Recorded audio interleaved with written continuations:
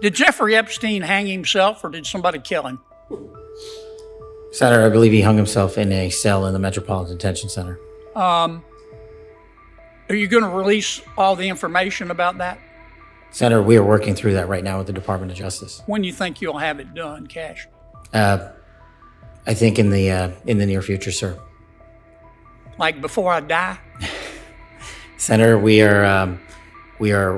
been working on that, and we're doing it in a way that protects victims and also doesn't put out into the ether information that is irrelevant for production of the public, such as CSAM. FBI Director Kash Patel and Deputy Dan Bongino made a big revelation on Jeffrey Epstein's death in a Manhattan jail cell in 2019, saying that the death was suicide, pushing back against persistent conspiracy theories that he was murdered to protect powerful individuals. Their comments came during a joint appearance on Fox News Sunday Morning Futures with Maria Bartiromo. Speaking on Fox News, they dismissed murder claims, saying there's no evidence Epstein was killed in prison. Bongino stated that Epstein had killed himself, adding that he had reviewed the entire case file. Bongino said he'd reevaluate if new evidence emerged, but insisted no foul play appears in the current file. Meanwhile, Patel supported the claim, saying it was clear to him, as someone with legal and prison experience, that it was a suicide. Their remarks come amid growing public pressure for answers following new developments in the Epstein saga. Remember, Epstein was found hanged in his Manhattan jail cell just a month after his arrest on human trafficking charges. The city's medical examiner ruled it a suicide, but odd circumstances have fueled years of conspiracy theories. Surveillance cameras had failed, and the guards on duty reportedly fell asleep and missed mandatory checks. Epstein's family hired Dr. Michael Baden, who said the injuries were more consistent with strangulation, but NYC's chief medical examiner at the time, Dr. Barbara Sampson, stood by the suicide ruling. Calls for transparency intensified in February after Attorney General Pam Bondi released a batch of Epstein documents. The documents revealed little new information and lacked the so-called client list many had anticipated. Earlier, Senator John Kennedy pressed Kash Patel on releasing details on the Epstein case during a Senate hearing. Did Jeffrey Epstein hang himself or did somebody kill him? Senator, I believe he hung himself in a cell in the Metropolitan Detention Center. Are you going to release all the information about that? Senator, we are working through that right now with the Department of Justice. When do you think you'll have it done, Cash? I think in the near future, sir. Like before I die? Senator, we've been working on that, and we're doing it in a way that protects victims and also doesn't put out into the ether information that is irrelevant for production of the public, such as CSAM. Thank you, Mr. Chairman. During Kash Patel's confirmation hearing in January, Senator Marsha Blackburn pressed for the release of Jeffrey Epstein's client list, revealing how her efforts to subpoena records were blocked by Senator Dick Durbin and former FBI Director Christopher Wray. Mr. Patel, there is absolutely no doubt that you have the experience and the expertise to lead the FBI, and we welcome you here today. We are pleased that you are here. I've been listening to my colleagues across the dais and listening to their questions, and it has led me to one thing. Why are the Democrats so afraid of you? I don't know, Senator. You'd have to ask them. Well, I tell you what I think, and listening to their questions and your responses, which we appreciate, they know that you're going to go in and you're going to clean up that political cabal that has been over there for years. You are going to reposition the FBI to its core mission. You stated that earlier in this hearing, and there will be no more political persecutions and no more 2 tiers of justice. And they have liked having 2 tiers of justice. They have enjoyed it, and it has helped them, they think, in their political mission. They've enjoyed targeting Catholics. They've enjoyed targeting parents. But the American people have said they want no more of that.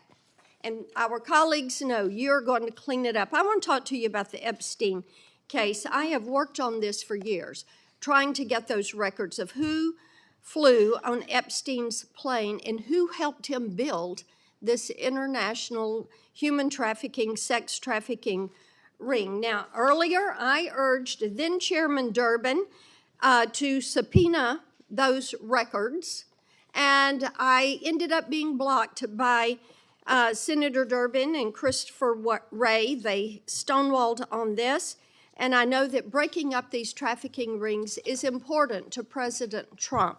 So will you work with me on this issue so we know who worked with Jeffrey Epstein in building these sex trafficking rings? Absolutely, Senator. Child sex trafficking has no place in the United States of America, and I will do everything, if confirmed as FBI director, to make sure the American public knows the full weight of what happened in the past and how we are going to countermand missing children and exploited children going forward. Thank you for that. The most famous child sex trafficker of our time, I venture a guess, is Jeffrey Epstein, a man of extraordinary wealth, power, influence, and connection, a good friend of Donald Trump's, actually, and other politicians who used his resources in order to exploit girls. I'm wondering if, Ms. Brueggemann, perhaps you could start, if you would explain basically how sex traffickers work and how they are able to get access to underage girls and to exploit them for their purposes. Thank you for the question.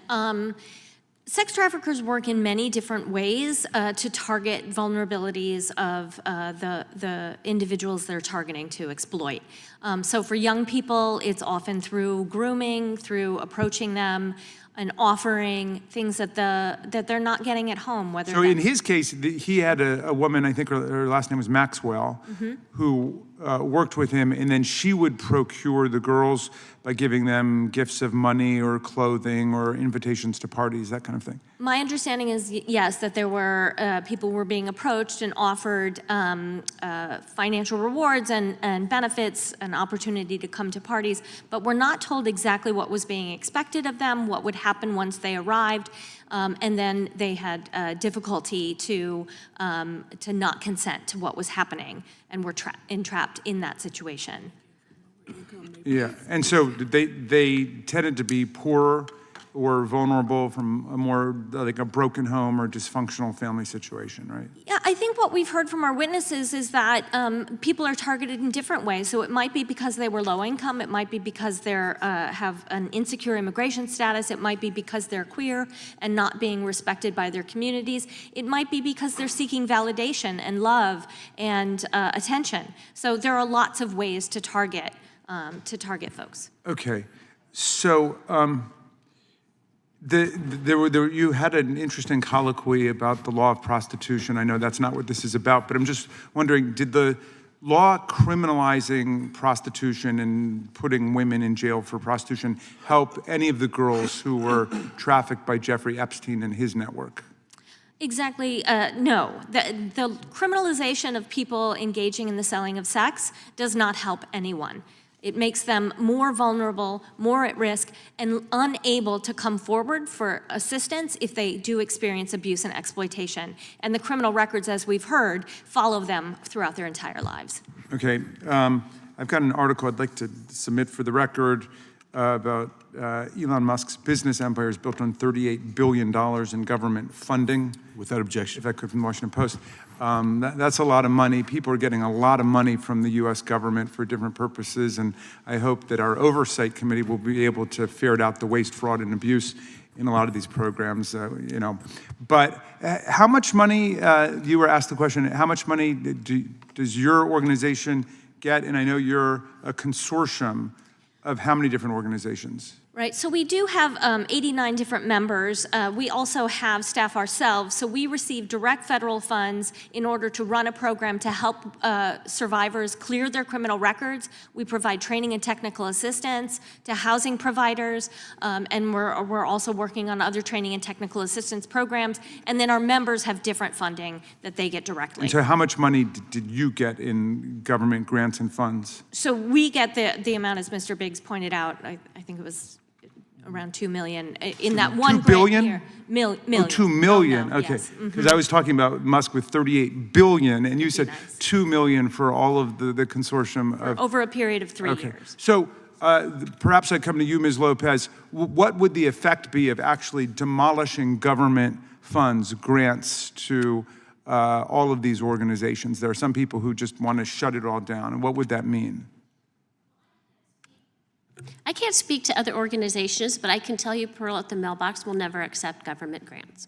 And how come you don't accept government grants? Because we want to be able to continuously employ the people that we choose to employ, and we don't want to be beholden to another agency that tells us what to do. Okay, and Ms. Cooper, what do you think the effect would be of a shutdown in government funding? Well, I think anti-human trafficking and child exploitation efforts have been historically underfunded. So really, we need more funding for enforcement efforts, for demand reduction. But I think that it's really important to clarify that there's good funding and there's bad funding. And good funding needs to go to support law enforcement. It needs to go to support survivor care. It needs to go to support legal services.